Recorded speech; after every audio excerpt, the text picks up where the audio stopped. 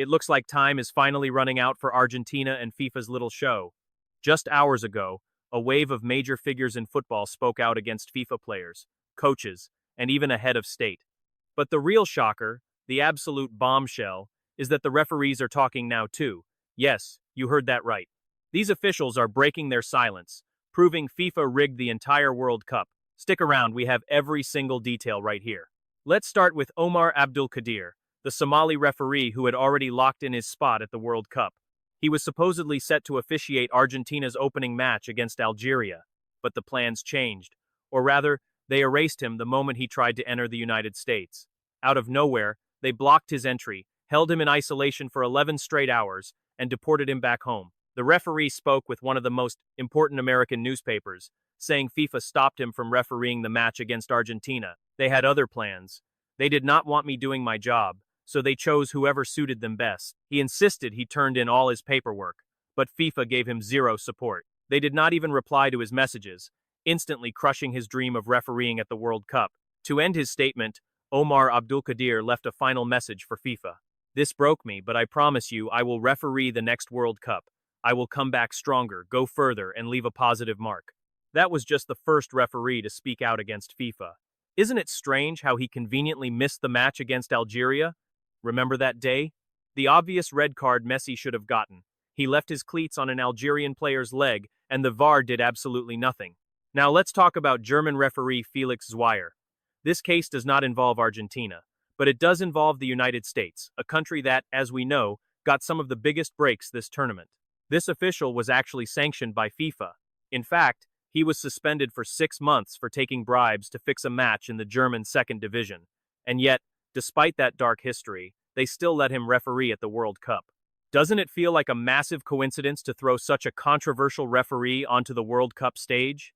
This case caused quite a stir, because as soon as the match ended, several news outlets exposed all this information, ensuring the referee did not officiate another single match for the rest of the tournament. Word was he was also scheduled to referee Argentina in upcoming matches, though that remained just a media rumor. Obviously, to avoid raising suspicions, FIFA decided he would not referee another game.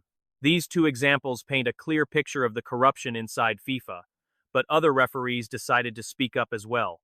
Take Mario Escobar, who was completely left off the referee roster for this 2026 World Cup. Why? It all came down to a highly controversial interview with international media.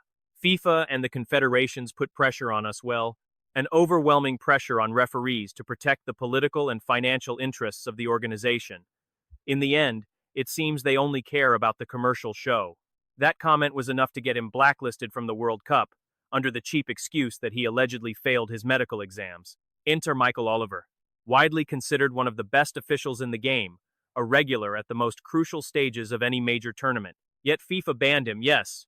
You heard that right, sending him on a flight back home right before the quarterfinals. All because the Argentine national team requested that FIFA never let him referee again, arguing that since he is English, his decisions could be biased, dragging the heavy political history of the Falkland Islands into the game. That is the most absurd excuse imaginable. But FIFA bought it. And what is completely unacceptable, and looks terrible for their president, is letting a single national team dictate which referees can work. Michael Oliver told the press that he had to go home over a cheap excuse. Great referees are supposed to be there for the biggest moments. That is exactly why they are great. Those were his exact words, a massive, direct jab at FIFA. And the English referee is absolutely right. It is unacceptable, and we will repeat it, that a single country, a team like Argentina, can give orders to Infantino about who can referee and who cannot. And here is the clearest example of their abuse of power. After France played Paraguay, their manager, players, and several major football figures complained about the biased officiating, and FIFA definitely did not take that well. So what did Infantino do for revenge?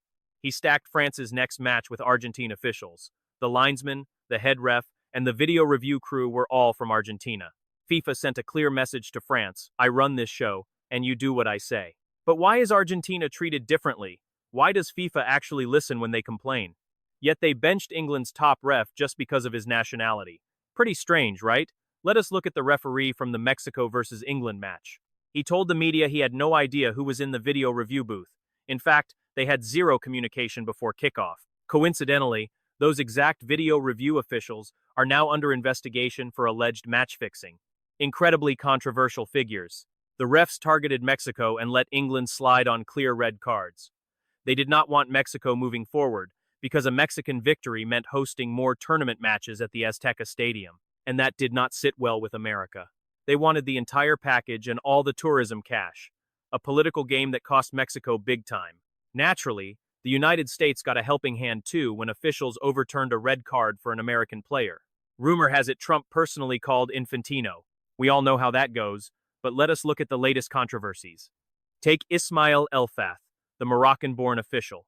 He told reporters that FIFA had already chosen the referees for all of Argentina's games back during the round of 16. He literally said that FIFA had already locked him in to referee an Argentina match in the semifinals. They did not even know the opponent yet, but Infantino had already confirmed Argentina's spot. He was absolutely certain Argentina would advance. This is incredibly bizarre. There is no way FIFA should assign referees days in advance, let alone promise them an Argentina match beforehand. Pretty strange, right? Now let us look at referee Slavko Vincic. He did not speak out against FIFA, but months before the tournament, he told the media he did not expect to work the World Cup because of his poor recent performances. To make things worse, his career was clouded by major scandal. He was once detained by Bosnian authorities during an investigation into an organized crime group. Plus, he was also accused of allegedly fixing matches and betting on them for extra cash. Yet somehow, he ended up getting the ultimate privilege officiating the World Cup final despite being considered one of the worst refs there. As the Spanish media put it, Argentina spent the entire match kicking, hurting, and injuring their opponents. The ref completely lost control. He only handed out one red card when half the Argentine squad should have been sent off. Combined with everything else, the pattern here is undeniable. FIFA has protected Argentina time and time again, while nations like Egypt, Norway, and Switzerland have paid the price. What do you think? Let me know in the comments. For now, we celebrate that Spain triumphed over corruption. That is a massive victory. After all, if they could pull it off, why can't we?